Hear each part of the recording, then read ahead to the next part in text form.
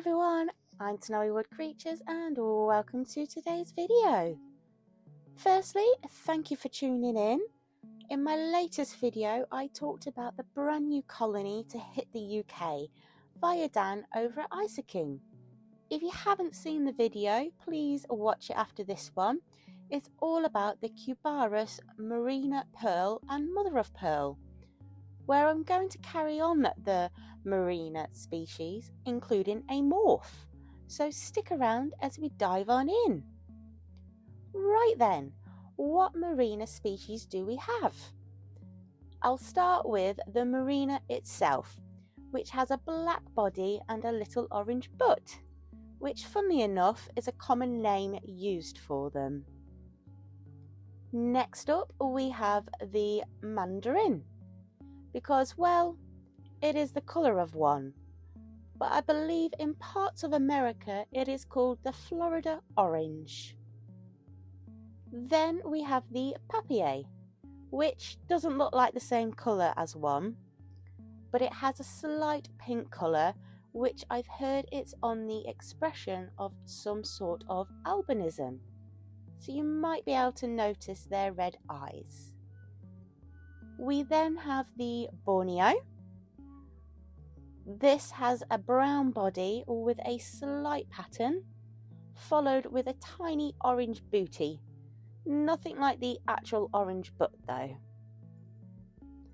Lastly, we have the glacier, a brilliant white body that looks so clean and fresh, like untouched snow.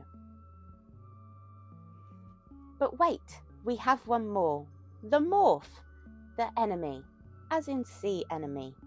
Hang tight, I will dive into this one a little bit more, because I want to tell you first, where do they originate from?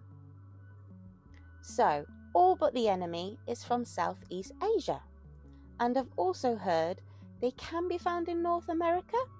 If you are watching from that area, please let me know in the comment box below if this is correct information.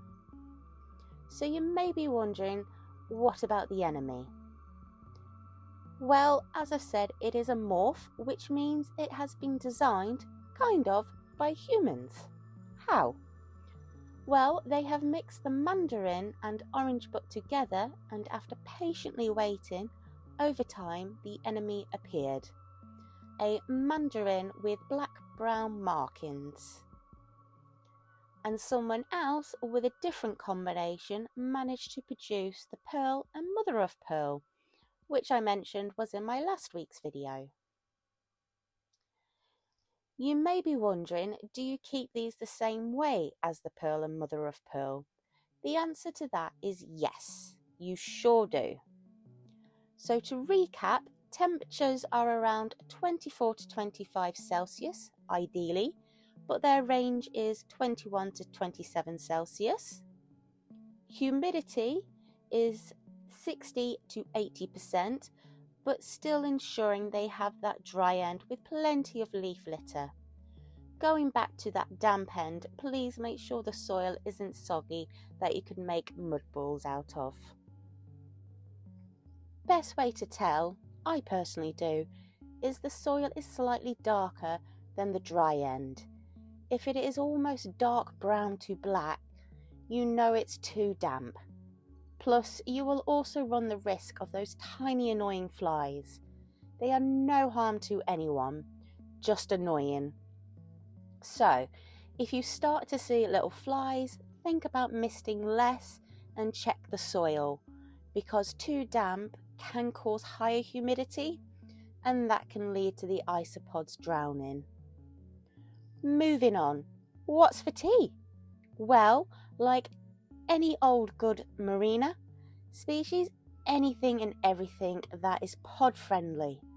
They are big foodies, from fruit to veg to many fish food variations.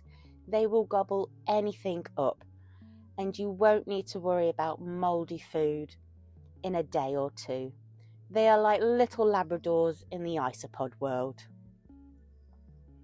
Did someone say size? It doesn't matter which marina species you look at, they will lay flat at 1.5 centimetres, give or take a millimetre or two. Are they good at reproducing offsprings? Oh yes, they are. If you decide to buy any of these isopods, I will be surprised if you don't receive a gravid female. They are bonkers.